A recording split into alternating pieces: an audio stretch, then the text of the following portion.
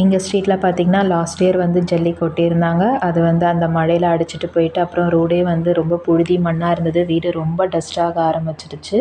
இப்போ திரும்பி ஜல்லி கொட்டி கொஞ்ச நாள் ஆயிருந்தது. இப்போ பார்த்திங்கன்னா 2 கார்னர்ஸும் வந்து இது பண்ணியிருக்காங்க, ஜல்லி போட்டிருக்காங்க. எனக்கு தெரிஞ்சு இன்னும் ஒரு வாரத்தில் ரோடு போட்டுருவாங்கன்னு நினைக்கிறேன்.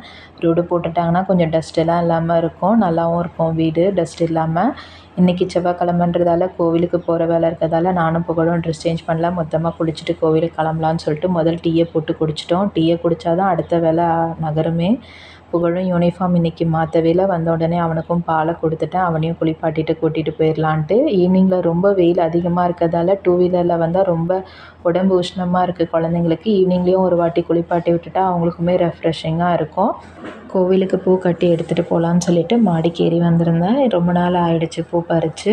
மேக்ஸிமம் வந்து இந்த செம்பருத்தி பூவையே சாமிக்கு பறித்து வச்சுறது.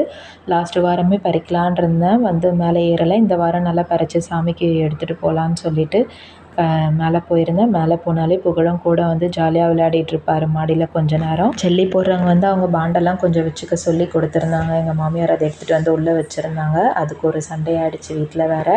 அது வேறு மனசு கஷ்டமாக இருந்தது. எப்போவுமே கோவிலுக்கு கொஞ்சம் சீக்கிரமாக கிளம்பிடுவேன். இன்றைக்கி கொஞ்சம் லேட்டாக தான் கிளம்பியிருந்தேன். எங்கள் ஸ்ட்ரீட்லேயே 2 வீடு தள்ளி தான் பூஜா டியூஷன் போகிறதால பூஜாவும் டியூஷன் கிளம்பிட்டா. அவளை வந்து வழியில் விட்டுட்டு அப்படியே நானும் புகழும் போயிருந்தோம்.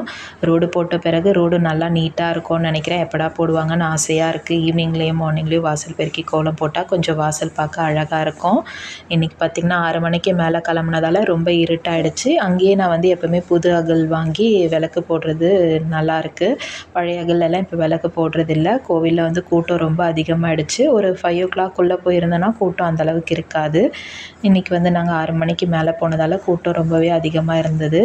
எந்த கோவிலுக்கு போனாலும் நம்ம குறை தீராதுன்னு சொல்லுவாங்க, அந்த மாதிரி ஆயிடுச்சு. நான் எதுக்காக இந்த பிரார்த்தனையை ஸ்டார்ட் பண்ணேன்னு எனக்கு தெரியல. அது நிறைவேறுமான்றதும் எனக்கு இதுக்கு மேலே தோணலை. நிறைவேறலைனாலும் பரவாயில்லன்ற அளவுக்கு மனசை நான் தைரியப்படுத்திக்கிட்டேன்.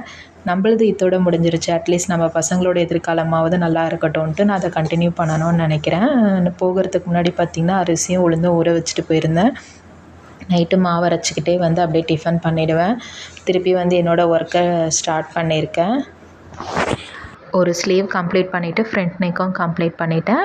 நெக்ஸ்ட்டு ஸ்லீவை எடுத்து வந்து பாதி போயிட்டுருக்கு. மிச்சத்தை வந்து இன்னும் கம்ப்ளீட் பண்ணணும். இந்த மாதிரி ஆரி ஒர்க்லாம் பண்ணும்போது எக்ஸ்ட்ரா வர இன்கம்மை பசங்களுக்கு இல்லை வீட்டுக்கு தேவையானது எதனா வாங்கணும்னு நினைப்பேன். ஆனால் அது என்னமோ நம்மளுக்கு வீட்டு செலவுலேயே அந்த காசுங்கள்லாம் சரியாக போயிடுது. இந்த வீடியோ உங்களுக்கு பிடிச்சிருந்தா என்னோடய சேனலை சப்ஸ்கிரைப் பண்ணிக்கோங்க. தேங்க்யூ.